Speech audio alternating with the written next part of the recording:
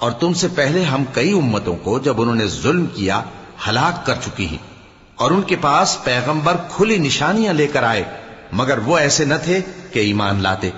ہم گنہگاروں کو اسی طرح بدلہ دیا کرتے ہیں۔ پھر ہم نے ان کے بعد تم لوگوں کو ملک میں خلیفہ بنایا تاکہ دیکھیں کہ تم کیسے کام کرتے ہو۔ اور جب ان کو ہماری آیتیں پڑھ کر سنائی جاتی ہیں تو جن لوگوں کو ہم سے ملنے کی امید نہیں، وہ کہتے ہیں کہ یا تو اس کے سوا کوئی اور قرآن بنا لاؤ یا اس کو بدل دو۔ کہہ دو کہ مجھ کو اختیار نہیں ہے کہ اسے اپنی طرف سے بدل دوں، میں تو اسی حکم کا تابع ہوں جو میری طرف آتا ہے۔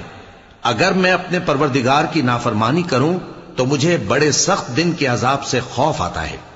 یہ بھی کہہ دو کہ اگر اللہ چاہتا تو نہ میں ہی یہ کتاب تم کو پڑھ کر سناتا اور نہ وہی تمہیں اس سے واقف کرتا۔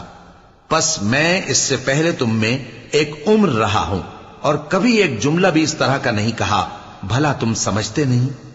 تو اس سے بڑھ کر ظالم کون ہوگا جو اللہ پر جھوٹ باندھے یا اس کی آیتوں کو جھٹلائے؟ بے شک گنہگار فلاح نہیں پائیں گے۔